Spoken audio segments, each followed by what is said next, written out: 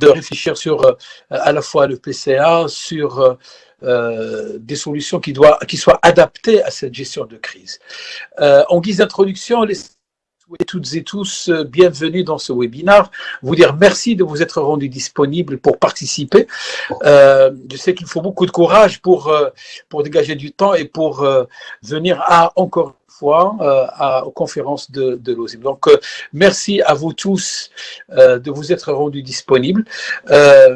Cette rencontre, ce webinaire, il sera animé par le brillantissime Si Mohamed Saad, qui est à la fois président de l'OSIM et directeur du pôle ressources au sein de la Bourse de Casablanca. On aura également le plaisir de partager, d'avoir un partage de notre spécialiste en cybersécurité, data privacy,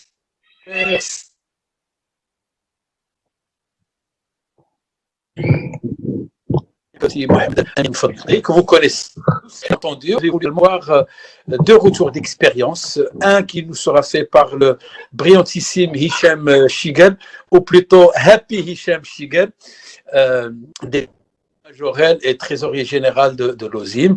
Et bien entendu, on a également le plaisir de recevoir celui qui est Regional Sales Manager for Emerging Africa chez Dell. Il est entre des avions et entre le télétravail. Bienvenue à toi, Naufel Saoud. Merci à vous tous pour à la fois accepter de partager avec nous et avec la communauté et ce premier webinaire. Alors, comme j'ai dit, le thème qui nous réunit ce soir étant le PCA et le télétravail, nous avons besoin, de comprendre ce qu'est le PCA, au moins pour le démystifier pour toute la population, pour la communauté. Qu'est-ce qui a été fait jusqu'à présent par les entreprises? Est-ce que la pandémie a été intégrée dans le PCA? Est-ce qu'il y a des scénarios qui ont été, ces scénarios de secours, est-ce qu'ils étaient à jour ou pas? Est-ce qu'ils étaient testés? Est-ce que les entreprises étaient déjà préparées à ce genre de situation ou pas? Quels sont les défis qu'il y a dans le cas où on veut mettre en place un PCA? Bref, plusieurs questionnements sont à l'ordre du jour quand on veut avoir un éclairage autour du PCA. Ma première question va s'adresser à Si Mohamed Saad pour nous apporter justement un éclairage, un tour d'horizon. Pour cela, il va avoir 10 pour partager avec nous autour du PCA, défis, perspectives, enjeux, ce qui est fait à faire. Voilà, donc je te donne la main, Si Mohamed Saad. Tous les participants d'être parmi nous aujourd'hui. Merci aux intervenants. C'est Amir Qoudet qui est l'event leader aujourd'hui pour réussir ce premier webinaire. Et merci à Nihal aussi pour l'organisation, la logistique et tout ce qu'il y a autour, tout ce que vous voyez est sorti des mains de Nihal. Alors pourquoi des webinaires? Très rapidement, je reprends ma casquette OSIM, c'est parce que voilà, donc restons chez nous, restons protégés et restons souriants, comme tu le dis Hassan, et confiants. Des webinaires, il va y en avoir, parce que nous sommes en train de préparer une série de webinaires pour traiter et pour ne pas faire la fracture dans nos rendez-vous de l'OSIM, on traite un nombre de sujets liés à la sécurité, liés sécurité IT et donc cybersécurité aussi, continuité d'activité, etc. Alors, le plan de continuité d'activité, donc il n'a en fait eu ces lettres de noblesse que aujourd'hui et puis durant les 10 ou 15 dernières années, quand on a vu qu'une entreprise, une institution, une organisation qui s'automatise, qui se digitalise, devient de plus en plus dépendante de ses process, de son automatisation et de ses systèmes. Bien évidemment, de ces femmes et ces hommes. Et donc, je remonte à quelque chose comme les années 90 avec chez Starbucks. Je reprends toujours Starbucks parce que c'est un très bon case à étudier. Starbucks, dans ses cafés, avait traité le plan de continuité d'activité en mettant en place une deuxième machine à café et une deuxième caisse enregistreuse. Donc, caisse enregistreuse pour recevoir du cash ou peut-être des paiements par carte, et aussi une deuxième machine à café, donc justement pour que si la première tombe en panne, on se rabat sur une deuxième, et comme ça l'activité ne s'en retrouve jamais interrompue. Alors, quelques années plus tard, on a vécu la tragédie du 11 septembre et vous savez que sur les deux tours de New York, il y avait un certain nombre de business, d'entreprises, d'institutions qui avaient dédoublé leur infrastructure IT, mais aussi utilisateurs au niveau de la deuxième tour. Ceux de la première tour avaient dédoublé au niveau de la deuxième tour et vice-versa. Et donc, on n'avait jamais vu ou planifié ou prévu un scénario qui ferait que les deux tours seraient amenés à disparaître. C'est tout comme la pandémie d'aujourd'hui. Jamais on le voyait dans des sciences de, dans des films de science-fiction, mais on n'a jamais vu ce risque à ce qu'une pandémie viendrait comme ça frapper le monde entier. Donc, il y a eu l'après 11 septembre, il y aura sûrement l'après Covid-19 dans les années à venir pour revenir sur un plan de continuité et dire ce que c'est qu'un plan de continuité, pourquoi est-ce qu'il est utile pour les entreprises. Alors, l'exemple, il est vite donné et puis là, on va dire, le comparatif est vite donné avec une police d'assurance. Une police d'assurance, on s'en rend compte que c'est important que quand on est devant un sinistre. Alors, un plan de continuité d'activité commence déjà par mettre son entreprise, son business en processus. Et après, pour chaque process, on le décline en activités. Parce qu'un process, c'est un ensemble d'activités enchaînées qui doit avoir des inputs et donc il doit aussi livrer des outputs pour d'autres process. Donc, c'est un process, un ensemble d'activités qui a besoin de femmes et d'hommes pour exercer ces activités-là, réaliser ces activités-là, mais aussi il a besoin de systèmes et de documents, des systèmes IT par exemple, pour qu'ils puissent bien tourner. Alors, le jour où on a lancé, nous, notre PCA, bon, il faut savoir qu'au sein de la Bourse Casablanca, ça fait une quinzaine d'années que nous travaillons sur les PCA, donc on en est à la version V4 de notre PCA. Mais il y a 3 ou 4 semaines, quand on a voulu invoquer notre PCA, donc j'ai appelé mon responsable PCA en réunion et on lui a dit, nous sommes devant un cas de continuité d'activité. L'exercice était super simple. Donc, on a sorti le dispositif PCA et on est allé dans le détail pour chaque activité de qui d'abord est-ce qu'on a besoin, de quoi est-ce qu'on a besoin en termes d'activité et aussi de système. Et puis pour chaque activité, qu'est-ce qu'on tolère comme interruption? Donc le fameux RTO, Recovery Time Objective, c'est-à-dire quel est le temps toléré d'interruption. Et qui dit RTO dit RPO, c'est si jamais il y a interruption et si jamais on doit revenir à une exécution de cette activité-là, qu'est-ce qu'on tolère comme données ou comme activité qui serait perdue? C'est le Recovery Point Objective. Alors, dans le monde de la finance, il faut savoir que nous sommes assujettis à la circulaire de l'AMMC, hein, l'autorité de marché des capitaux au Maroc, à la réglementation Banque al Maghrib. La bourse est aussi sous la DNSSI, donc la Directive nationale de la sécurité des systèmes d'information. Et nous sommes aussi sous une circulaire ministère des Finances. Donc, tout ça nous oblige à avoir un PCA qui doit être d'abord mis en place, sensibiliser tout le monde pour qu'on digère ce qu'est un PCA. Il doit être testé à fréquence régulière. Donc, dans notre cas, il est testé 2 fois par an. Mais en plus, on doit mettre en place ce qu'on appelle un comité de crise. Et ce comité de crise doit aussi tourner et être simulé. Tu as parlé, Hassan, de la crise tout au début de ta présentation. Et donc, une crise, elle est aussi formalisée à travers des procédures. Et elle est testée du haut de la pyramide, de la direction générale, jusqu'au fond fin des femmes et des hommes qui constituent l'organisation. Donc, il doit être testé à travers aussi des simulations de crise. Si jamais le building il est amené à être indisponible, si jamais les gens sont amenés à être voilà, indisponibles eux aussi, si jamais les systèmes sont amenés à être indisponibles. Donc, qu'est-ce qu'on fait? Quelles sont les mesures à lancer pour retrouver une activité normale? Alors, d'une pierre deux coups, au sein de la Bourse Casablanca, nous sommes allés pour chercher la certification. Là, c'est pour revenir à un PCA, est-ce qu'il obéit à une certification normalisation? Bah, ISO 22301 aujourd'hui est le NEC plus ultra en termes de certification. On est allé pour certifier notre PCA, pas pour le certifier, pas pour le fan, mais c'est parce que la certification t'oblige à suivre une certaine rigueur en termes de revue de direction, en termes de continuité aussi de ce PCA, parce que le PCA, il doit vivre avec l'entreprise. L'entreprise évolue dans ses systèmes, elle évolue dans son organisation, ses activités, nouveaux produits, nouveaux sites. Alors le PCA, il doit aussi vivre. Donc, devant tout investissement de mise en place des systèmes, de recrutement de nouvelles personnes, etc., il faudrait s'interroger si telle personne, si tel système doit aussi faire partie du PCA. Alors, qui est en charge de ce PCA dans l'entreprise? Dans le meilleur des scénarios, c'est une entité risque qui doit le prendre en charge.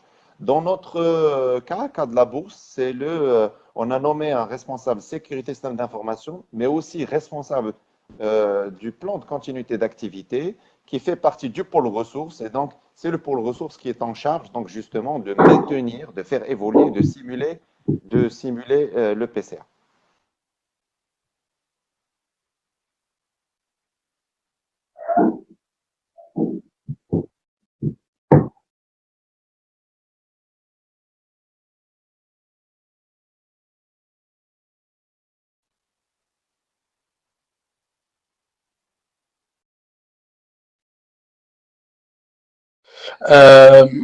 Merci beaucoup, Saad, je disais, pour ton éclairage sur cette première partie.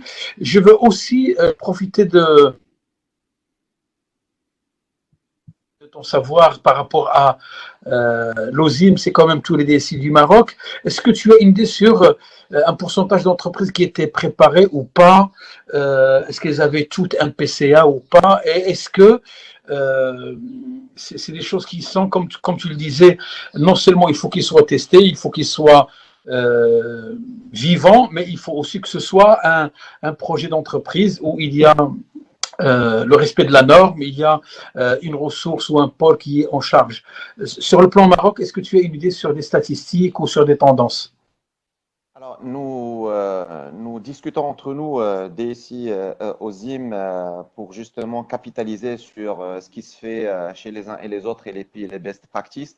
Je sais que toutes les big structures avaient leur PCA pour la simple raison qu'elles sont sous la réglementation de Banque El Maghrib, des différentes autorités, hein, que ça peut être Banque El Maghrib, ça peut être l'ANRT pour les opérateurs télécoms, ça peut être l'AMMC dans le monde du marché des capitaux, ça peut être d'autres autorités. Toutes les structures qui étaient sous une certaine autorité étaient obligées de mettre en place un PCA et ils l'ont invoqué au bon moment. Il y en a certaines qui n'étaient pas vraiment, parce que qui dit PCA dit investissement. Il y a quelques PME qu'on a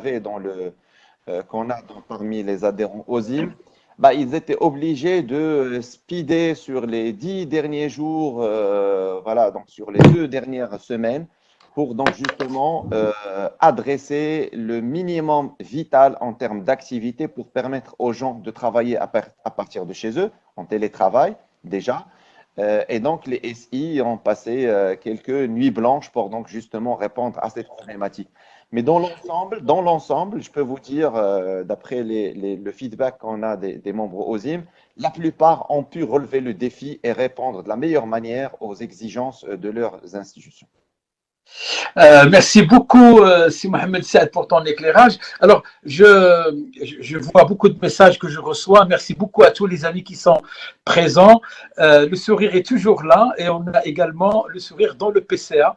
Un ami me disait hier, après le PCA, il va y avoir le PCB, le plan de continuité d'activité, et après, ça sera le plan de continuité du bonheur, Inch'Allah, pour tous. Si Mohamed Saad, tu me tendais une perche parce que tu as parlé à la fin de deux choses. Tu as parlé de télétravail, et tu as parlé de ces équipes qui ont travaillé pendant des heures et des heures et des nuits blanches. Je saisis cette perche pour demander à Mohamed Amin, qui est notre expert en cybersécurité, en data privacy, pour nous parler du télétravail, mais du côté plutôt quels sont les risques liés au télétravail et quelles sont justement des mesures ou des propositions de solutions. À toi la parole, Mohamed Amin. Oui, bonsoir tout le monde. Je suis très ravi d'être parmi vous aujourd'hui et pour qu'on puisse vraiment partager notre retour d'expérience sur cet aspect de plan consulté d'activité et quelles sont les mesures nécessaires pour pouvoir vraiment mener une stratégie de secours très sécurisée. Alors, Mohamed Amin, si tu permets, juste pour nos participants, jusqu'à hier, Mohamed Amin, il avait la barbe de 5 jours. Et aujourd'hui, il a voulu vous montrer sa plus belle interface graphique et donc il vous offre son visage. Voilà, donc continue mon ami. Bah, je suis toujours tes recommandations, cher ami. Au fait, avant d'aborder sur les risques de télétravail qui est utilisé comme scénario de secours pour le plan consulté d'activité, seulement pour faire un petit zoom sur les risques liés à la cybersécurité et tout ce qui est violation aux données personnelles. Avant, durant les assises de l'OSIM et durant tous les rendez-vous de l'OSIM, on avait parlé assez souvent sur le cloud computing, sur les risques d'externaliser et d'exporter les données sensibles des entreprises, y compris les données à caractère personnel, vers des serveurs et des systèmes externes utilisés, enfin gérés par par d'autres fournisseurs de services. Et quel est le risque vraiment d'exporter, d'externaliser ces données? Maintenant, on parle de l'inverse. On parle du télétravail, on parle d'énormément d'utilisateurs qui vont pouvoir accéder à leur système d'information interne. Du coup, on parle de l'ouverture des portes des entreprises pour que tous les utilisateurs puissent bénéficier de ce service-là et travailler, pas vraiment à 100%, mais seulement en mode dégradé et effectuer ou traiter les processus critiques des entreprises. Donc, et qui dit ouverture de ces flux, des risques. Et des risques impactant la disponibilité, la confidentialité et l'intégrité des systèmes et des données internes des entreprises. Donc, d'ailleurs, la norme ISO 26001, à travers les guides de bonne pratique d'ISO 26002, dit que si jamais on veut vraiment adopter un plan continuité d'activité, il faut aussi assurer la continuité de la sécurité de l'information ou la cybersécurité dans ce plan de continuité d'activité. Maintenant, maintenant, l'effet est là, on a le télétravail, il faut aussi adopter ou intégrer les procédures et les processus de sécurité pour pouvoir vraiment assurer et maîtriser les risques provenant de ce télétravail à travers la mise en place d'une stratégie de sécurité liée au télétravail.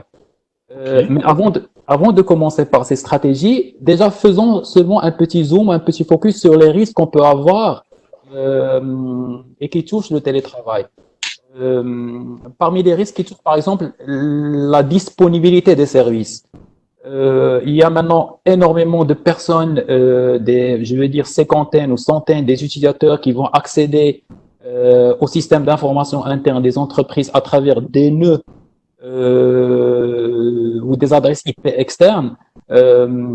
Certainement, ça pourrait éventuellement impacter la disponibilité des services. Donc, on pourra vraiment avoir des problèmes de saturation, des bandes passantes, de lenteur de chargement des applications ou de téléchargement de fichiers et tout ça. Là, c'est un impact de performance avant de parler impact cybersécurité. Sachant bien que on pourra aussi impacter la disponibilité suite à d'autres cyberattaques, notamment maintenant les cyberpirates ou les hackers pourraient vraiment lancer des attaques de deny of service ou de distributed deny of services à travers ces nœuds publics pour que les utilisateurs et pour impacter la disponibilité des services aux utilisateurs. Okay. Autre risque qui touche pas aux performances, mais qui touche vraiment à la cybersécurité. Maintenant, je suis en télétravail et j'utilise un ordinateur. J'utilise un service Internet non sécurisé ou avec des des mesures de sécurité vraiment très, comment dirais-je, à bas niveau. Basique. Accéder, basique, exactement, pour passer au télétravail. Donc, je télécharge des malwares, je me connecte à des sites web très malveillants et qui je peux pas être vraiment protégé. J'ai pas un firewall, j'ai pas un système de filtrage internet chez moi, j'ai pas d'autres passerelles internet à la maison et j'utilise le même PC pour me connecter à des besoins personnels ainsi qu'à des besoins professionnels. L'entreprise m'a ouvert ses portes pour autoriser les flux entrant à partir de mon PC et certainement il y a des flux malveillants qui pourraient éventuellement rentrer à travers ces points d'accès au réseau interne et qui pourraient éventuellement nuire la sécurité des systèmes en interne. Ça, c'est une autre problématique. Une troisième problématique, c'est la problématique en matière de gestion des accès. Maintenant, je crois qu'on avait diffusé, circulé sur LinkedIn et sur les réseaux sociaux et même sur WhatsApp, sur la fréquence ou le temps pour craquer un mot de passe à 8 caractères qui est recommandé auparavant par les experts sécurité pour les craquer facilement. Est-ce que maintenant, on peut faire confiance à utiliser seulement un simple login et mot de passe pour qu'on puisse vraiment accéder à nos ressources internes? Là, on va parler de l'authentification forte. Donc, obligatoirement, que ce soit un simple utilisateur ou un utilisateur qui utilise des habilitations à haut privilège ou un administrateur technique ou fonctionnel, c'est pareil. Donc, l'authentification forte, maintenant, elle est devenue c'est pas une obligation, mais c'est une réflexion à premier niveau. Donc, un accès externe vers un système interne, l'authentification forte, elle doit être là. Donc ça, et aussi un quatrième point sur, enfin, je vais pas passer de tous les risques, mais un risque lié à la disponibilité des données qui sont traitées. Donc, par hasard, enfin, le risque zéro n'existe pas et personne n'est à l'abri. Je suis infecté par un ransomware qui va détruire mes données. Alors, mon PC, il est hors réseau local. Il ne peut pas vraiment se connecter au serveur de sauvegarde. Comment peut-on assurer la sauvegarde de nos données, même si on est déconnecté du réseau local? C'est ça.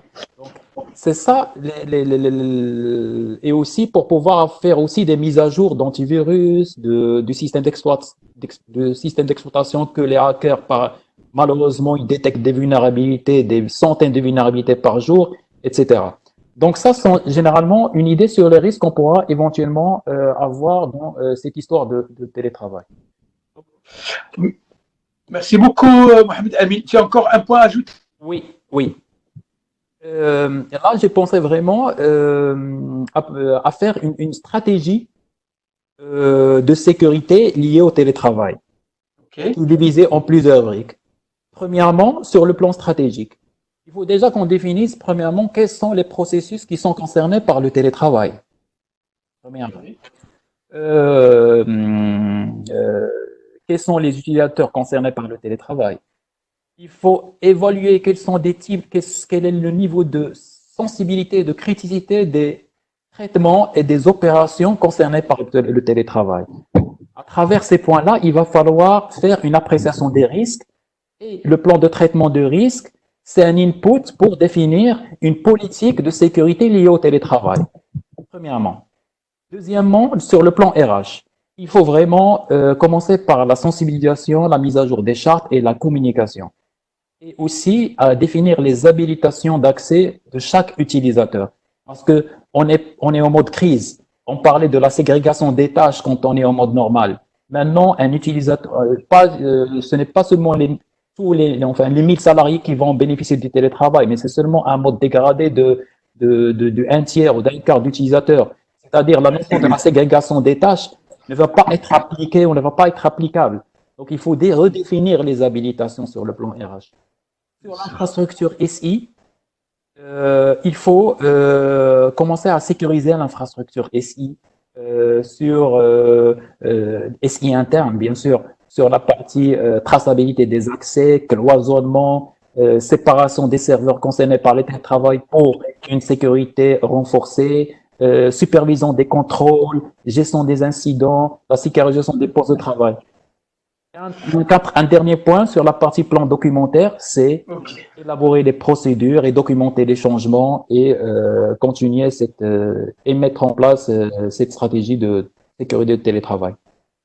En tout cas, merci beaucoup. Je sais que tu es quelqu'un qui est généreux et donc sur cette partie de gestion de risque, d'identification de risque, de stratégie de gestion de risque, il y a tellement de choses à dire. Alors, entre ton intervention et celle de Si Mohamed Saad, on a bien vu que déjà le PCA en lui-même, c'est une charge de travail immense et qu'il faut le préparer, qu'il y a une norme à respecter, qu'il y a des ressources à affecter, qu'il y a des process à identifier de la même manière que quand on décide de faire du télétravail, il y a déjà aussi une stratégie à mettre en place en identifiant quels sont les process concernés, les ressources concernées, l'infrastructure derrière et la gestion des risques qui sont liés au télétravail. Et dans ce cas, moi, ça me va bien parce que si Mohamed Amin a décidé de se raser le matin, Hicham Chiguel, il a décidé de laisser pousser sa barbe et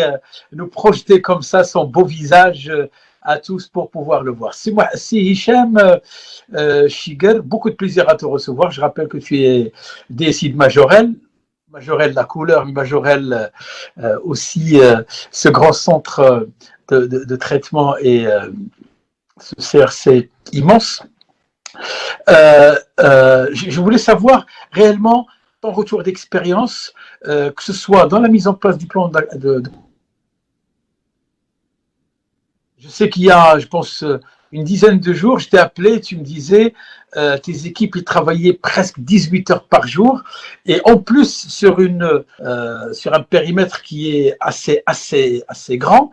Si tu peux partager avec nous cette expérience. Peut-être juste avant, Hicham, à tous les participants, je pense qu'il y a un sondage qui va être lancé en ce moment. Je pense que Nihal et Qodad, ils vont partager avec vous des questions. Donc, on fait également un sondage en ligne.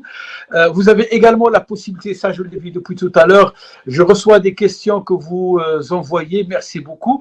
Une fois qu'on aura terminé les interventions, je reposerai les questions. J'ai déjà 2 ou 3 qui sont identifiées. Voilà, donc ça c'est pour les participants. Je te laisse la main, mon ami Hicham. Merci beaucoup, c'est Hassan, et merci à tout le monde, et merci aussi aux 130 personnes participantes qui sont aujourd'hui connectées pour nous suivre. C'est vraiment un grand plaisir de vous avoir parmi nous. Alors, juste pour vous raconter un petit peu l'histoire suite à cette pandémie que nous vivons aujourd'hui. Effectivement, donc on est là aussi pour raconter un petit peu le PCA, le télétravail et tout ce qui a été mis en place.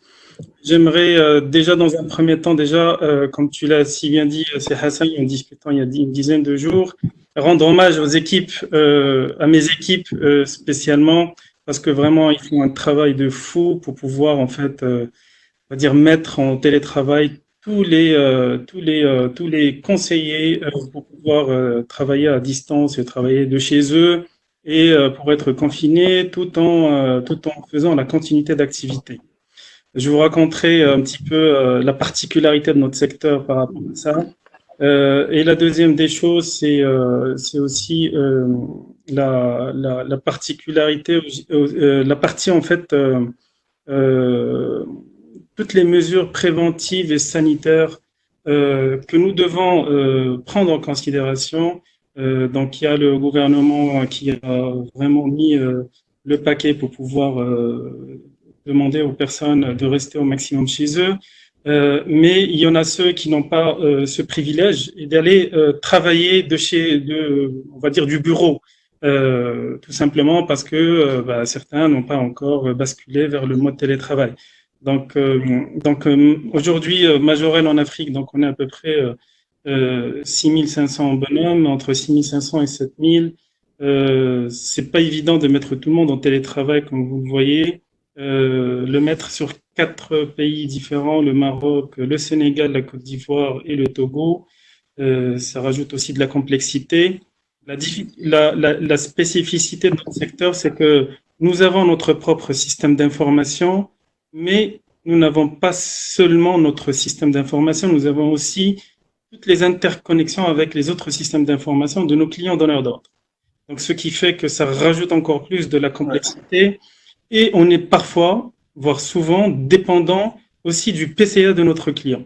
Donc, du coup, le fait de dire oui, nous, on a la possibilité de déclencher le télétravail pour un certain nombre de personnes, on sait le faire, on peut le faire, mais il va falloir passer par un certain nombre d'étapes pour pouvoir valider toutes les mesures de sécurité avant de pouvoir basculer. Et cela, il va falloir le faire avec tous les clients, un par un, donc avec les équipes, de le faire sur le plan contractuel, de le vérifier avec les gens de la sécurité, et ensuite de partir sur la partie technique pour pouvoir le mettre en place.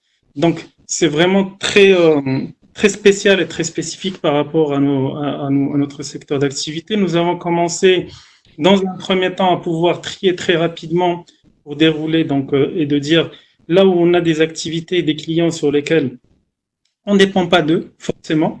Donc, après l'accord du client, bien sûr, c'est la première, on va dire, c'est le premier critère de sélection.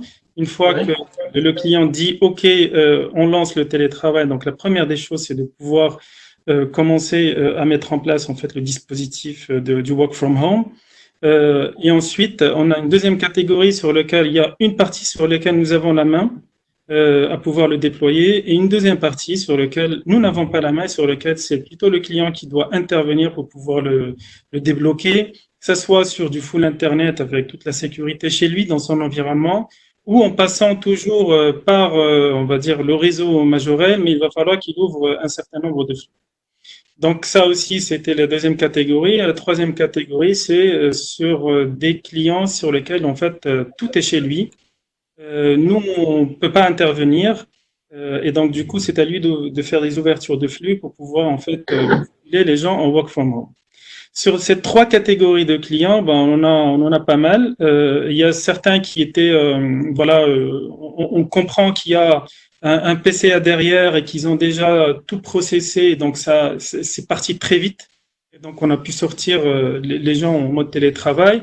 Il y a d'autres qui ont pris un peu plus de temps pour pouvoir, en fait, nous donner toutes les spécifications pour pouvoir avancer sur le sujet. Il y a un troisième, c'est qu'ils n'ont toujours pas décidé de faire du télétravail parce que leur environnement, soit il n'est pas préparé, soit il doit y avoir en fait des changements majeurs dans son environnement pour pouvoir basculer en mode télétravail. Parce que il faut pas oublier que c'est pas évident de partir en mode télétravail si on n'est pas préparé en termes d'environnement, parce qu'une fois qu'on sort, l'exposition en termes de sécurité, elle est quand même assez forte. En termes de... Hicham, si tu permets, juste 2 secondes, je vais te laisser terminer. On me fait juste savoir que le sondage, on a 5 minutes pour répondre. Et donc, pour tous nos amis participants, on a 5 minutes pour répondre au sondage. Voilà. Excuse-moi, Hicham, d'avoir interrompu. Non, il n'y a pas de souci. Alors, juste pour revenir aux éléments, parce que en pensant en fait aux personnes qui ont travaillé, qui continuent de travailler sur le plateau de production, donc il y a un certain nombre de mesures qui ont été mises en place pour pouvoir en fait pérenniser, on va dire, la santé et la sécurité au travail à travers le médecin du travail et donc le rôle qu'il doit jouer pour le respect des mesures. Première action, c'est d'envoyer toutes les personnes qui sont fragiles, à savoir des personnes qui sont atteintes de maladies chroniques ou immunodéficientes, etc. Et de faire en fait le respect de la distanciation, tel que ça a été aussi demandé. Donc on est parti sur une position sur 2 en termes d'occupation des plateaux de production. Donc on part plus que ce qui a été demandé, à savoir le 1 mètre de distanciation en termes de production. Et bien sûr, on a en fait généralisé le transport du travail, pas seulement ceux qui étaient inscrits, mais on l'a généralisé à tout le monde, bien sûr en respectant la distanciation, avec bien sûr un transport à domicile. du porte-à-porte, comme on dit. Et bien sûr, toutes les réunions aujourd'hui se font par les voies Internet, sur des Skype, des Teams, des Webex, etc. Et bien sûr, le télétravail. Donc aujourd'hui, on a avancé sur toutes les directions support parce qu'on avait déjà lancé le télétravail l'année dernière en mode POC et qui a été concluant. Et donc, au niveau du COMEX, on a validé le télétravail pour les directions support, sauf que on n'avait pas du tout envisagé de faire du télétravail pour la prod, parce que le client, ça ne rentre pas sur le plan contractuel. Le client demande effectivement des sites de backup, des sites de repli, mais à aucun moment il y a un client qui va dire OK, vous pouvez mettre des personnes chez eux, vous travaillez. En tout cas, pas pour ceux qui sont chez nous. Donc là, aujourd'hui, le site de repli et de backup, dans ce PCA qui était prévu initialement avec les donneurs d'ordre, pour cette pandémie, ça ne marchera pas dans la mesure où, quand on voit par exemple tous les pays qui sont déjà touchés par cette pandémie, forcément cette action-là n'est pas valable pour cette pandémie. Donc la seule façon, c'est de faire du télétravail. Nous avons eu on va dire la chance de pouvoir traiter les différentes connexions à distance en décentralisant. C'était un avantage déjà pour pouvoir le lancer très rapidement. C'est de ne pas centraliser uniquement sur les data centers, mais de le faire sur les sites de production. Et ça nous a permis de déployer très vite tous ceux qui étaient éligibles et sur lesquels on avait la capacité de pouvoir les sortir. En tous les cas, merci beaucoup, Hicham, pour ton éclairage. J'en profite encore une fois pour rendre hommage à toutes les équipes, parce que je sais que c'est pas évident, toutes les équipes qui ont travaillé d'arrache-pied, que ce soit ceux de Majorel ou de toutes les autres structures, mettre en place à la fois le PCA très rapidement et mettre en place le télétravail avec toute la complexité que tu as expliqué, chacun dans son rayon. Un grand hommage à tout cet élan, au-delà de l'aspect technique, mais un élan de solidarité parce qu'il faut que la machine continue de travailler. Merci beaucoup, Hicham, encore une fois. Et là, je vais me retourner vers mon ami Naufel. Naufel, c'est très simple. Naufel, il est entre un avion et entre le télétravail. Et donc, je pense que lui, il ne ressent pas justement aujourd'hui cette nouveauté comme étant quelque chose d'excitant comme les autres. J'ai envie de te poser la question, Naufel, par rapport justement à cette séquence au jour d'aujourd'hui. Il y a deux défis pour des structures telles que les vôtres, Dell par exemple. Un défi, c'est comment mettre en place déjà le PCA en interne et le télétravail, comment le faire en interne, et aussi cette exigence d'apporter une contribution significative par rapport à la communauté, des solutions, que ce soit en termes de stockage ou de serveurs, ou carrément de solutions pour dépasser cette séquence. Je te laisse le soin de nous apporter un éclairage par rapport à ça.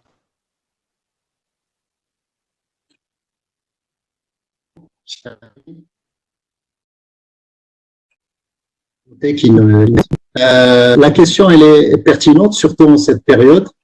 Je pense que tout le monde a été surpris par l'étendue de cette pandémie de Covid-19 et ce qu'elle a pu faire comme, je dirais, dégâts jusqu'à présent sur l'ensemble de la planète, pas seulement le Maroc.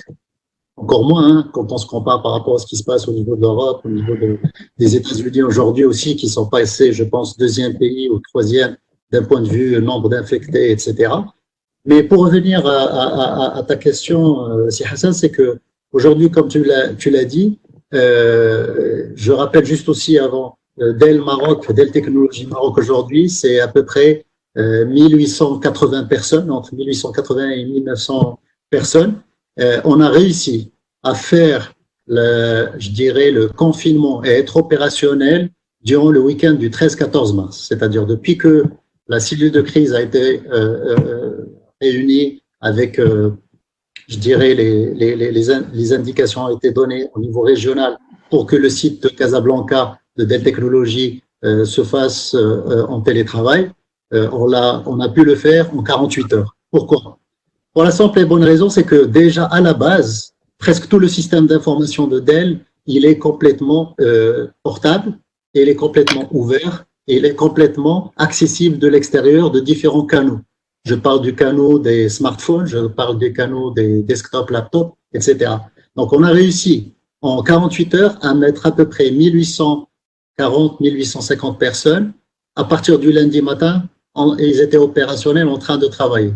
Parce que tous les corps du métier au sein de Dell, que ce soit la partie, les fonctions de support, hein, HR, finance, supply chain, etc., mais également toute la force, je dirais, commerciale, pre-sales, project management, etc., ils sont déjà dotés de toutes les applications au sein de je dirais, outil de travail et qui peuvent le faire de l'extérieur comme de l'intérieur. Et la preuve en est, comme tu l'as signalé, si Hassan, moi, on me pose toujours que je suis basé Dubaï, Maroc, etc. Je leur dis, c'est très simple. Moi, je suis basé au terminal 1 de l'aéroport Mohamed V, puisque je sillonne à peu près 32 pays que je couvre au niveau de mon territoire. Et de ce fait-là, mon bureau, il est toujours avec moi, qui consiste sur mon smartphone et mon laptop, avec tout ce que je peux accéder à toutes je dirais, les applications et tout ce dont j'ai besoin au niveau du système d'information de Dell Technologies, là où je suis, que ce soit dans un hôtel, dans un aéroport. Les niveaux de... Pourquoi on a rendu ça accessible? Parce que le métier l'exige. Oui. Là, tu es bien nettoyé. Oui. C'est pas au terminal 1. Non, non, non. Non, non. J'ai failli rester au terminal 1, mais j'ai pu m'en sortir, alhamdoulilah. Ouais. C'était d'ailleurs le vendredi avant le confinement. Ouais. Donc on a fait en fait je dirais au niveau de Dell Technologies Worldwide, on a je dirais une entité qui veille presque au quotidien sur une communication, parce que j'estime que l'un des facteurs clés d'une réussite aussi de ce swap et de ce switch vers work from home doit être accompagné par une communication extrêmement efficace et efficiente de la part de l'organisation pour pouvoir permettre à tous les employés de pouvoir être à jour par rapport aux directives, par rapport à la façon de faire, etc.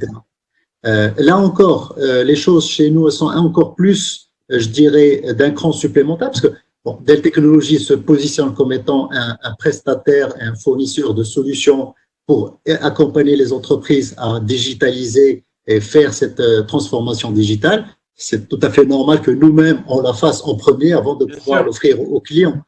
Donc, de ce fait-là, même les workflows, je dirais, c'est-à-dire tout est digitalisé, même les workflows d'approval pour approuver des choses, moi-même, pour pouvoir, par exemple, je donne un exemple concret pour que les gens au niveau de l'audience puissent, je dirais,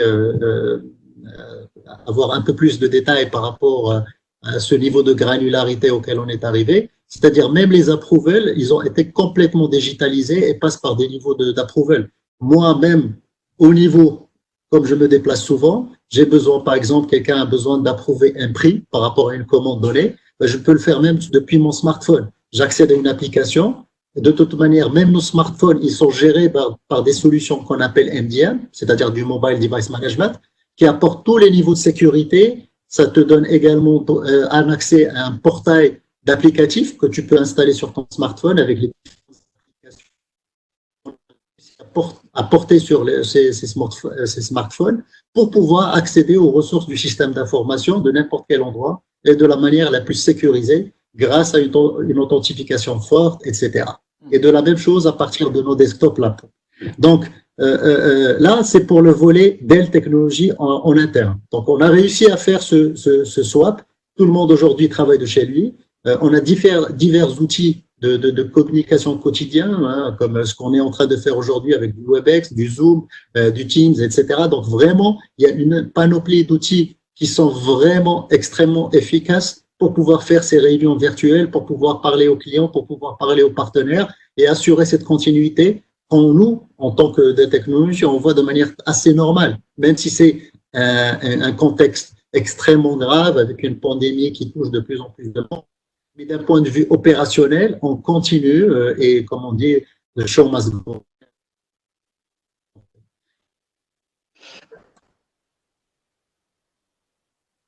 question des technologies. Sur les 10 derniers jours, on a vu mais vraiment un pic exceptionnel et en exponentiel de demandes d'acquisition déjà de laptops. C'est-à-dire de nombreux clients marocains ont émis des demandes, des PO, c'est-à-dire des bons de commande, pour pouvoir s'outiller encore plus de laptops, parce que, comme l'a signalé aussi Sissad au début, il y a des entreprises qui ont déjà des PCA déjà opérationnels, qu'ils ont déjà déroulés, et je dirais la transition s'est faite, je dirais, sans douleur et de manière très très smooth.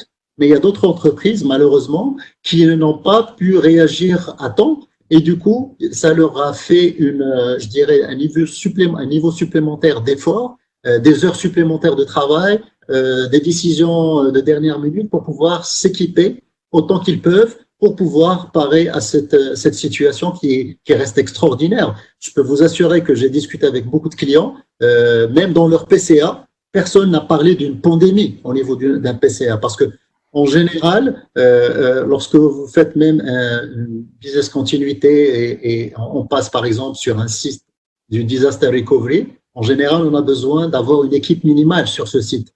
Aujourd'hui, il faut que personne ne soit, en tout cas, il faut minimiser au maximum le nombre de ressources qui doivent être sur les sites des clients pour pouvoir assurer ce confinement, pour pouvoir limiter la propagation de ce virus-là. Donc, du coup, beaucoup de clients nous ont interpellés pour pouvoir un peu les aider. On a fait, pour vous dire, des choses vraiment assez exceptionnelles aussi, c'est que même les lead time pour pouvoir récupérer les desktops depuis le shipment, on a même puisé sur les stocks qu'on a chez nos distributeurs agréés au niveau du territoire marocain pour pouvoir répondre au plus grand des clients pour pouvoir s'équiper par rapport à ça. Maintenant, un autre volet, et c'est là aussi où je souhaite vraiment, je dirais, remercier l'ensemble des acteurs, des ressources, des employés de Dell, que ce soit au niveau de l'équipe support ou de l'équipe delivery, parce qu'ils font un travail extrêmement, vraiment merveilleux. Alors, vraiment, je vais vous montrer juste une photo. Hein, je ne sais pas si elle va être, si vous la voyez. Si tu peux nous faire un commentaire sur la photo. Je ne sais pas si… on a vu avec la photo, avec, juste pour votre information, n'est pas… Voilà, c'est pas des médecins, c'est pas des infirmiers, mais c'est des employés de Dell Technologies qui font partie de l'équipe support, qui intervient chez des clients en ayant tous les niveaux de protection nécessaires et qui le font malgré le contexte, etc. Donc aujourd'hui, notre processus, que ce soit de support ou de delivery, il continue. Bien entendu, on essaie de maximiser autant qu'on peut des accès à distance pour pouvoir accompagner les clients lorsqu'il y a des incidents pour pouvoir intervenir. On fait la même chose lorsqu'on est en train de continuer à déployer, parce qu'on était aussi en cours de déploiement de projets stratégiques chez un certain nombre de clients, que ce soit au niveau du secteur financier, au niveau des télécoms, au niveau d'un certain nombre de ministères. Donc, on a revu notre manière de faire et autant qu'on peut, on fait les accès à distance pour pouvoir continuer le déploiement de ces projets stratégiques pour ces clients-là. Et dans le cas où on ne peut pas le faire, ben, on a nos ressources qui se déplacent quand même toujours chez les clients au niveau de leur data center pour pouvoir, je dirais, apporter cette valeur ajoutée à ces clients-là. Donc, on essaie d'apporter aussi une aide. On mettant en place un certain nombre de solutions pour ces clients-là, vu le retour d'expérience sur des clients similaires dans d'autres pays, etc. Et pas plus tard que ce matin, j'étais avec un client d'un autre pays juste à côté, voisin, qui s'est fait, malheureusement, il a fait l'objet d'une attaque type ransomware la semaine dernière. Et je voulais ouvrir juste une… Aujourd'hui, comme on dit, le malheur des uns fait le bonheur des autres. Aujourd'hui, la communauté des hackers, de la cybercriminalité, elle puise dans ce contexte assez particulier pour pouvoir renforcer davantage leur présence et leur cyberattaque afin de pouvoir tirer bénéfice d'une sécurité.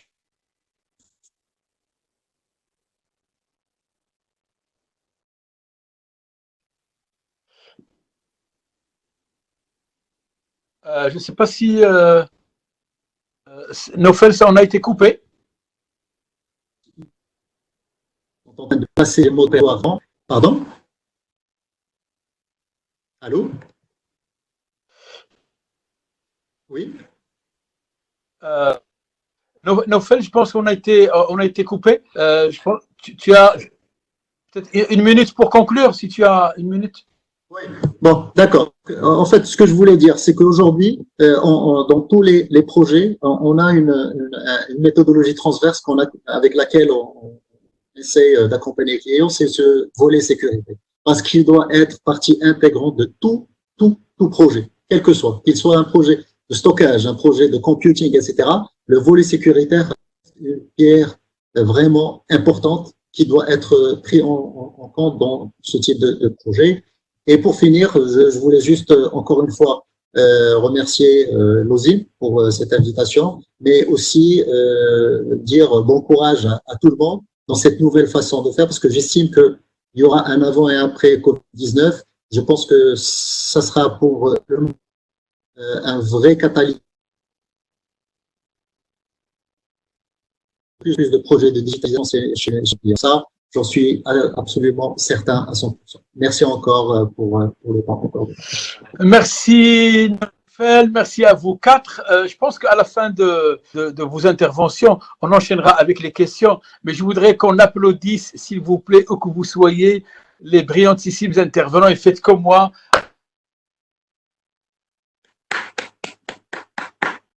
Vous avez été magnifiques en tous les cas au travers de vos quatre interventions.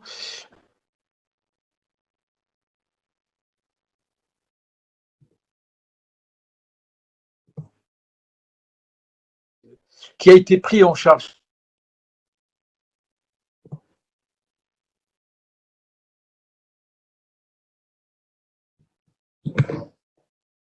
À temps, mais en tous les cas, on sait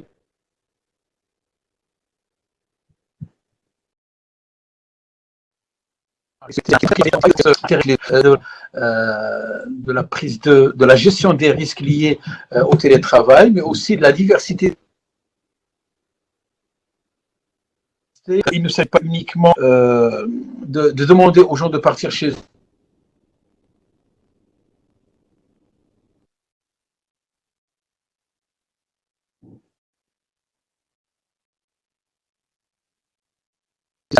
Moi, je recevais beaucoup de messages et dans lesquels on dit qu'il y a eu énormément, beaucoup de questions, contrairement à ce qu'on a d'habitude, où les questions sont peut-être pas peu nombreuses, mais en tous les cas, les questions qu'on a reçues sur ce webinaire, ils dépassent celles qu'on reçoit d'habitude. Et donc, ce que je vais essayer de faire, c'est de vous les lire et en même temps, vous avez 2 minutes chacun pour pouvoir réagir par rapport à ces questions. Alors, une question, est-ce qu'il y a des solutions qui offrent ce type d'accès sans l'utilisation d'un VPN dans les endpoints aussi, sans impacter les frameworks internes? Une autre question, est-ce que vous pensez que les entreprises qui ont osé migrer vers le cloud ces dernières années, malgré les doutes de maîtrise d'infrastructures et de sécurité, sont aujourd'hui vulnérables face à cette crise de pandémie? Et une autre question, comment sont couverts les risques inhérents au télétravail? Ça, j'ai pensé une question à Mohamed Amin. Les risques inhérents sont identifiés à travers, bon, ça, je pense qu'il a déjà donné la réponse. Une question de C. Abdelrahman Rossi, est-ce qu'il y a moyen d'autoriser les accès utilisateurs au système interne de l'entreprise sans avoir besoin d'une infrastructure d'accès distante telle que les agents VPN de passerelle? Une autre question, à quel degré doit-on avoir une cohabitation entre PCA et la gestion de crise? Ça, je pense que si Mohamed Saadi pourrait répondre à ça. Et une deuxième question, cette sensibilisation au PCA ne devrait-elle pas engendrer le RPA, plan de reprise d'activité? Alors, il y a une autre question. Pouvez-vous partager avec nous vos PCA si ce n'est pas confidentiel? Donc, je ne sais pas si vous avez écouté avec moi toutes les questions, mais je pense que c'est Mohamed Saad, si tu as un élément de réponse. C'est Mohamed Saad. Ah, tu me reçois? Oui, je te reçois. Nous sommes en direct de la Terre, tu es en direct de la mer. Magnifique. Alors, il y a un petit commentaire qui vient d'atterrir sur mon téléphone qui est magnifique. Je vais le partager avec vous. C'est Saïd Lali qui nous dit l'avantage déjà perçu est que je fais du sport en même temps qu'assister au webinar. Je crois que ça mérite aussi des applaudissements. C'est magnifique, c'est magnifique. Alors, je reviens, j'ai noté les questions de Sihmed Al-Ftemi euh, qui, euh, qui se demandait enfin, comment intégrer la gestion de crise et le plan de continuité d'activité.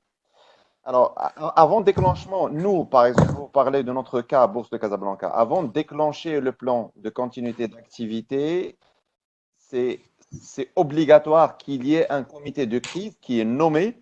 Généralement, c'est le comité de direction en plus du responsable de la politique de continuité d'activité et du risk manager. Et donc, ce comité-là doit sortir avec les bonnes décisions. Et donc, c'est lui qui va en faire ce qu'on appelle le quartier général de crise. Et donc, c'est lui qui doit donner les directives, donc justement, pour se lancer ou pas dans le déclenchement du plan de continuité d'activité. Mais bien évidemment, il va suivre la crise tout au long de sa survenance. Et par la suite, il décide aussi du retour du plan de ce qu'on appelle le RPA, donc le plan de retour d'activité, qui fait partie du PCA et qui est testé, donc comme je l'ai dit tout à l'heure, qui est testé 2 ou 3 à 3 fois par an. Et donc, par la suite, on évalue le plan de reprise d'activité, on l'optimise, on l'améliore et on fait que dans l'exercice suivant, on teste le tout, en fait. Et la gestion de crise, comme je l'ai dit, c'est aussi un exercice 2 à 3 fois par an. Et il se trouve, Dieu merci, que déjà quand on avait en fait quand on avait vu ce risque se développer du côté de Yuan en Chine, déjà en mois de février, on a lancé notre simulation de crise sur la base d'une pandémie. C'est juste pour vous dire qu'on n'était pas encore adressé d'une manière directe par la pandémie. Nous, on avait lancé 8 scénarios, un comité de crise avec 8 simulations de 8 scénarios de crise grâce à notre RPCA, RSSI. Et donc, je reviens pour dire que ce n'est pas antinomique que la même personne ait une casquette RSSI et RPCA. Donc, on avait fait ce comité de crise et c'est suite à cette simulation qu'on a lancé tout ce qui s'en est suivi au mois de mars pour lancer le plan de continuité d'activité et le télétravail. Donc voilà pour les questions que vous avez traitées, Hassan. Si Mohamed, il y avait une autre question, enfin, que j'ai lu, peut-être moi aussi, je n'ai pas compris. Il y a une différence entre le PUPA et le PCA? Le PUPA, j'ai vu ça par rapport à. C'est Rachid Baharbi qui a écrit ça. Chez certaines PME, il y a une ambiguïté entre le PUPA et le PCA. Est-ce que les prestataires de services cloud n'ont-ils pas leur rôle à jouer pour booster la notion de PCA? Bien évidemment, bien évidemment. Oui, bien sûr. Le cloud, une fois qu'il sera instauré en fait même dans le mindset des entreprises, pas que des SI, parce que les SI, ils savent, vous sortez une partie de votre IT chez le cloudiste ou l'hébergeur ou autre, si c'est un cloud public ou hybride ou privé même. Et donc, vous sécurisez une petite partie de votre infrastructure. Vous n'avez plus à vous préoccuper de tout ce qui est infrastructure environnementale, hein, tout ce qui est électrique, tout ce qui est continuité d'infrastructure, inondation, ce genre de choses. Vous avez des data centers aujourd'hui qui sont tier 3 ou tier 3+, qui sont en NEC plus ultra en termes de maturité infrastructure. Et donc, ceux qui sont sur le cloud, bien évidemment, ils sont déjà prémunis d'un certain nombre de best practices et donc ils sont à même de sortir leur activité d'une manière plus soft, plus smart, plus souple que quelqu'un qui a toute son infrastructure au sein de son entreprise ou qui gère lui-même son site disaster recovery. Donc, bien évidemment, le cloud facilite le télétravail et facilite la continuité d'activité. Le brillantissime Khoded m'écrivait à l'instant que le PUPA, c'est le plan d'urgence et plan d'activité. Donc, ce qui est magnifique. Je l'apprends, je n'en ai pas connaissance. ISO 22301 ne traite pas de cette, en fait, de ce concept. 22301. Là, ça va être à la 22302. Voilà, par exemple. Qui dit plan d'urgence, ça dépend de ce que tu donnes à ton plan d'urgence. Pour moi, plan de continuité d'activité est un plan d'urgence. Cela dépendra du risque, mais aussi de l'événement qu'on subit. Alors, par rapport au risque, justement, tu me donnes l'occasion de reposer la question à Mohamed Amin. Il y a une question, c'est comment sont couverts les risques inhérents au travail? Au télétravail plutôt. Mohamed Amin. Oui. En fait, il y avait cette question, il y avait également une question sur est-ce qu'il y a des solutions qui offrent ce type d'accès sans l'utilisation de VPN dans les endpoints et aussi sans impacter les frameworks internes, si tu as des éléments de réponse. D'accord. Je vais répondre brièvement sur cette histoire des risques inhérents. Au fait, il n'y a pas vraiment des risques inhérents qui sont les mêmes chez toutes les entreprises, mais tout dépend de chaque entreprise. Comment elle va gérer son PCA, quels sont les process qui sont critiques, quelles sont les données critiques qu'elle va pouvoir externaliser dans le cadre du télétravail, quels sont les différents types de contrôles qui ont mis en place et les contrôles qui n'ont pas pu mettre en place suite à des contraintes techniques ou à des contraintes organisationnelles ou budgétaires. Et c'est là où on va pouvoir vraiment identifier tous les risques et relatifs au PCR. Par exemple, il y a des entreprises qui vont supprimer la notion de la ségrégation des tâches. Quelqu'un qui valide, par exemple, en interne, dans la situation normale, quelqu'un qui valide, c'est pas la personne qui saisit, c'est pas la personne qui va faire le virement ou autre. Et maintenant, ils vont se retrouver, ils vont pas donner l'accès à tout le monde, mais seulement à une seule personne qui va tout faire. Ouais. Ça, ce sont des risques qu'il va falloir gérer. Et tout dépend, comme je l'ai dit, c'est pas des risques qui sont vraiment standards qu'on va les trouver chez tout le monde. Bien sûr, on va trouver quelques-uns, notamment les attaques, les cyberattaques et autres. Mais quand on va rentrer vraiment dans les processus métiers de chaque secteur d'activité, on va pouvoir ressortir d'autres risques inhérents qui touchent au télétravail. Ok. Ça c'est la première question. Pour la deuxième question, côté infrastructure, j'ai vu une question, est-ce qu'on peut vraiment publier les applications sans vraiment investir sur cette histoire d'infrastructure, du VPN et tout ça? Oui, ça, exactement, on peut le faire. Vu qu'on a un routeur, on va faire une règle de NAT et on va publier un serveur et une application. Mais sachez que ce serveur qui va vraiment être accessible de l'externe, il va être joignable, il va être vu par tout le monde, des personnes bienveillantes et malveillantes. On peut faire des scans, on peut identifier des vulnérabilités, on peut accéder à ce serveur. À travers ce serveur qu'on a seulement autorisé, on peut rebondir vers d'autres serveurs en interne. C'est pour ça que moi je demande le VPN au début, c'est déjà, premièrement, ça va nous aider déjà, c'est la clé. On va seulement maîtriser les gens à qui on a donné la clé de la porte pour entrer, et une clé renforcée avec d'authentification forte et avec un flux chiffré. Donc, malgré si on passe vers un réseau Internet non sécurisé à travers un réseau Wi-Fi non sécurisé, le VPN va vraiment chiffrer tous les flux. Personne ne va écouter notre réseau pour récupérer les logins et mots de passe et autres flux sensibles. Et derrière, il y a un firewall qui va router et orienter et ouvrir seulement les flux nécessaires pour accéder à un tel serveur et non pas à un autre. Alors, l'infrastructure, elle est importante pour pouvoir vraiment. On peut le faire, mais il y a des risques. Donc, alors, moi, ça me permet justement de demander à Hicham, parce que je pense qu'ils ont travaillé sur ça. Ils ont dû mettre ça en place. Il y a une question qui était, est-ce qu'il y a moyen d'autoriser les accès utilisateurs au système interne de l'entreprise sans avoir besoin de cette infrastructure, etc. Et une question qui est liée à l'impact sur le système d'information en interne lui-même. Alors, oui, Alors effectivement, donc on a utilisé effectivement ce genre de, on va dire, de technologie. Alors deux choses sur lesquelles on s'est basé pour pouvoir lancer le télétravail. Le premier, c'est de pouvoir mettre en fait un portail de publication qui publie en fait toutes les applications de l'entreprise sécurisées. Et donc là, toute la technologie derrière de firewalling, de publication, etc. Donc est mise en place.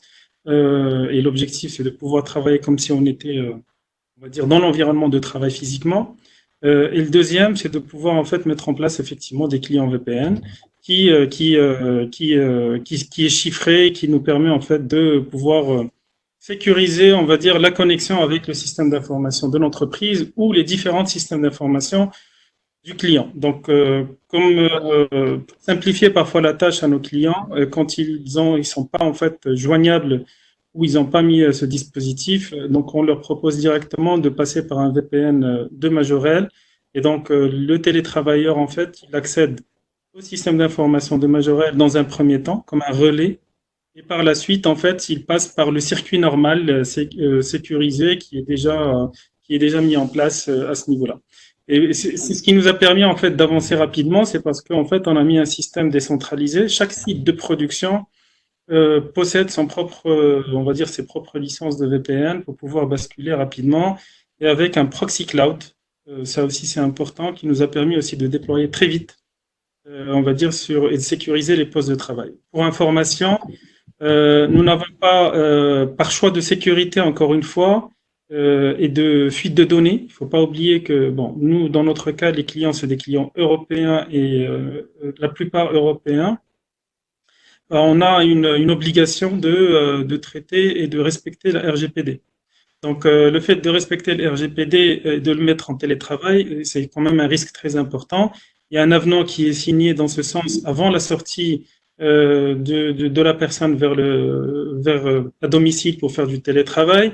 Et ensuite, un rappel de toutes les mesures de sécurité qu'il doit prendre en considération. C'est une sensibilisation qui est importante à mettre en place pour certains qui oublient, on va dire, un certain nombre de gestes responsables.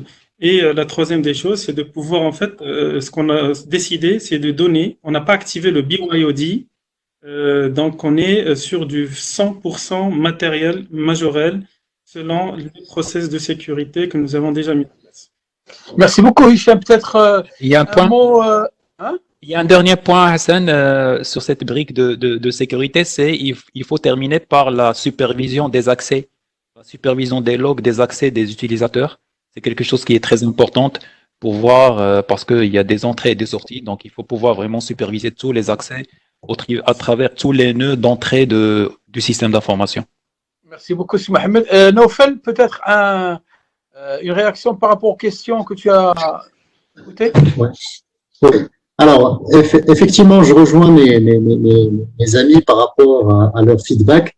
Ce qui est important, c'est qu'aujourd'hui, le système d'information des clients doit s'ouvrir dans ce contexte-là pour pouvoir permettre aux employés qui sont confinés chez eux de pouvoir accéder à ces ressources. Mais l'élément principal, comme j'ai dit, c'est la sécurité. Parce que, soyons clairs, le maillon faible de l'histoire, toujours, c'est l'humain. C'est-à-dire, on a beau faire, même au sein même du système d'information chez des clients, et j'en parle en connaissance de cause, qui malgré tous les niveaux de protection qu'ils ont mis en place, avec des cascades de firewall, avec des solutions de filtrage, avec un moteur de scan différent du moteur de scan de l'antivirus, avec des solutions de SIEM et tout, et ils se sont fait piéger par des malwares, des ransomware et autres. Parce que l'humain est l'élément, le maillon faible de l'histoire. Donc c'est je pense que sensibiliser au maximum et continuer à sensibiliser les utilisateurs, les employés de manière régulière, extrêmement important, et surtout dans cette période-là. Parce que comme l'a signalé également Amine, une personne de chez lui, il peut ouvrir un PDF autre qu'il reçoit des employés internes, ça peut faire l'objet d'une attaque, et derrière, même avec un tunnel VPN, il pourra infecter le reste du système d'information. Donc, vraiment, l'aspect sécurité reste pour moi une pierre angulaire au niveau de l'ouverture du système. La question qui a été posée, c'est d'ouvrir des applications métiers du système d'information sans mettre en place une infrastructure au niveau des endpoints? Bon, oui, bien sûr, la réponse est tout à fait oui. Mais je peux vous assurer que dès l'ouverture, dès que ça soit publié, ça prendra quelques minutes pour que ce soit ce proxy-là et ces serveurs-là vont être des postes zombies qui vont être utilisés ou bien ils vont infecter également d'autres éléments au niveau du système d'information. Donc, il faut faire vraiment une analyse très rigoureuse avant de pouvoir faire ce genre d'ouverture. Bien entendu, il y a toujours un prix à payer. Donc, il faut voir toujours le pour et le contre et trouver, je dirais, la solution médiane par rapport à un investissement versus le niveau de sécurité qui est demandé par le management de l'entreprise. En tous les cas, merci beaucoup, Nofel, pour cet éclairage. Qu'est-ce qui reste à dire?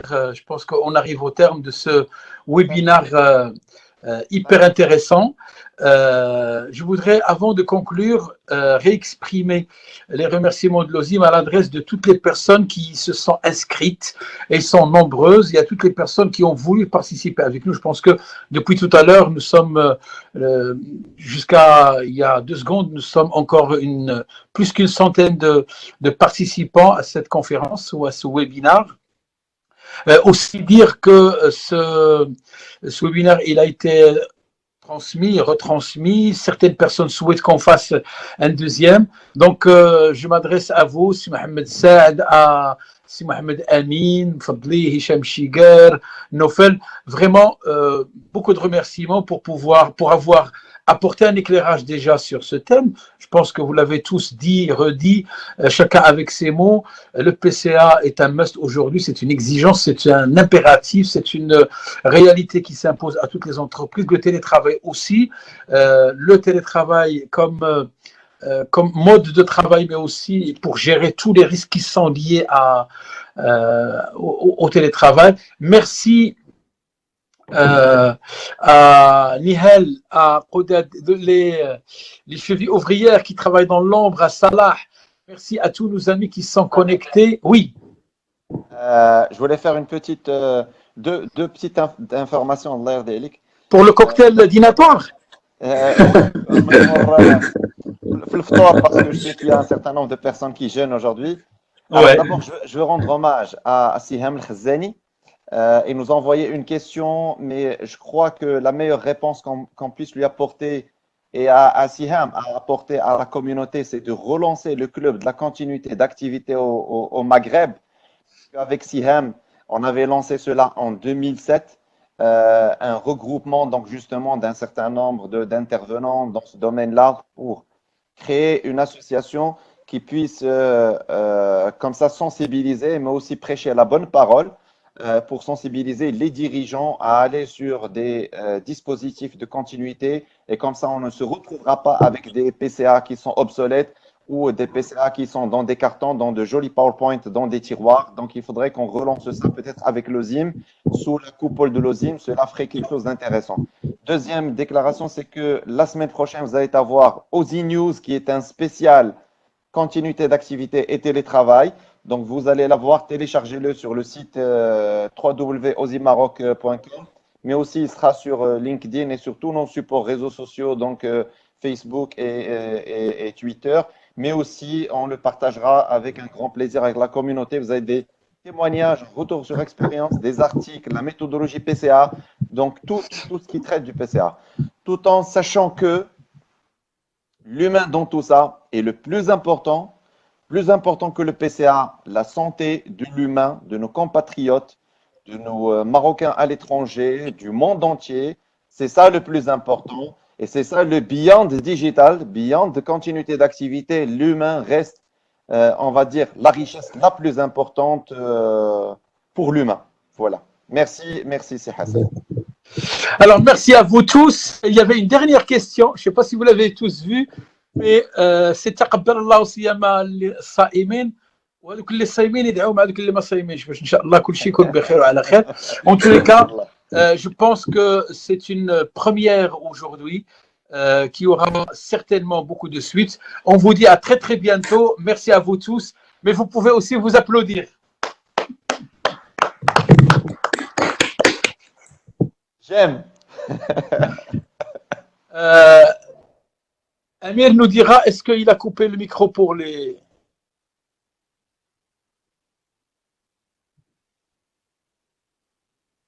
Salam. Oui, Hassan, Oui. pas encore. Tout le monde il est connecté, donc on ne peut pas copier nos micros sur les autres. Non, non, on ne peut pas le faire. Très bien, bah donc on se dit à très très bientôt. Oula. Les amis. Voilà, Très donc, bientôt, on a merci. décidé de faire un débrief. Merci beaucoup. On a beaucoup appris avec vous. Merci. Bonne soirée à tous. Bravo Nihal, bravo Merci. Amir. Merci à tous. Bonne soirée. Ciao, ciao. Slama. Merci, au revoir. Le cocktail, il est dans la cuisine. Exactement.